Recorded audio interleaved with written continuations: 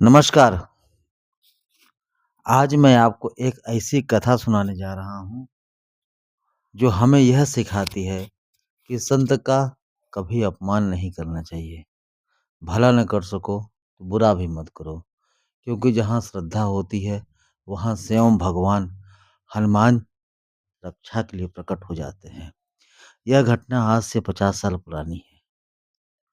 जयपुर के पास हनुमान जी के एक बहुत बड़ा प्रसिद्ध मंदिर है, जहाँ हर वर्ष एक विशाल मेला लगता है।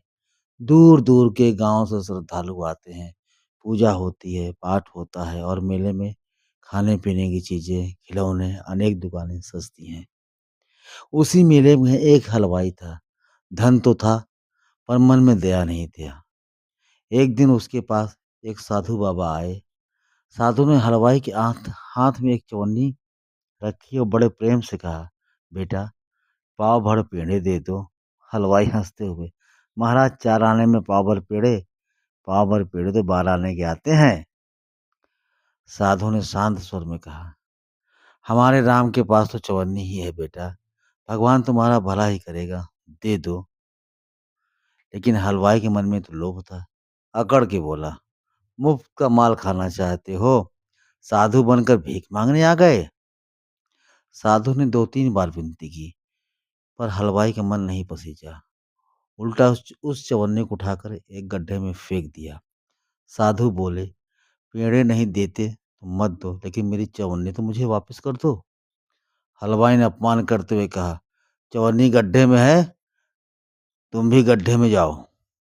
यह सुनकर साधु को पीड़ा हुई। वो बोले, "तो क्या ना पेड़े दोगे ना पैसे?" हलवाई, "नहीं दूंगा। तुम्हारे बाप का माल है क्या?" श्रद्धालु साधु चुपचाप एक पास की शिला पर जाके बैठ गए। याद रखिए, संत मौन में भी संकल्प लेते हैं, और जहाँ शुभ संकल्प होता है, वहाँ चमत्कार अवश्य होता है। रात हुई। हलवाई ने अपना पैसा गिना। 490 रुपए थे। 500 पूरे करने की लालसा में वो ग्राहकों का पटाने लगा। तभी अचानक वहां पर एक 4 बंदर आ गए। एक बंदर ने रुपए की थैली उठाकर पेड़ पर चढ़ गया। एक ने मिठाई की थाल झपट ली। एक ने कुछ पेड़े उठाए और शिला पर बैठकर साधु की गोद में रख दिए। चौथा बंदर इधर उधर कूद फांद करके शोर मचाने लगा। हलवाई के तो होश उड़ गए। वह जलेबी पकौड़े दिखाने लगा, गिड़गिड़ाने लगा, लेकिन बंदर टस के मस नहीं हुए।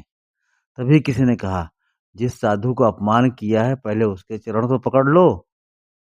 हलवाई दौड़ कर गया, साधु को पैरों में गिर गया, "महाराज, मुझसे गलती हो गई।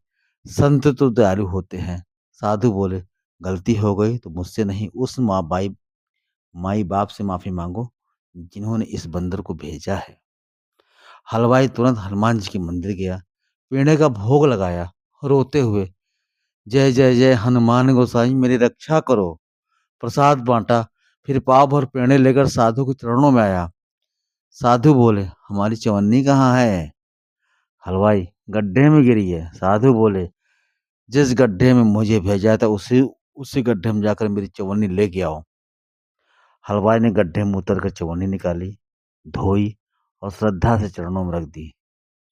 साधु ने हनुमान जी से प्रार्थना की, "प्रभु, यह आपका ही बालक है, दया कीजिए।" और देखते देखते बंदरों ने रुपए की थैली नीचे फेंक दी। लोगों ने पैसे इकट्ठे करके हलवाई को वापस कर दिए। बंदर कहाँ गए, कहाँ चले गए, किसी को कुछ पता नहीं। इसलिए मित्रों, इस कथा से हमें यह शिक्षा मिलती है कि भला किसी का कर न सको तो बुरा किसी का मत करना, क्योंकि भगवान के घर में देर है, अंधेर नहीं है। जय बजरंगबली।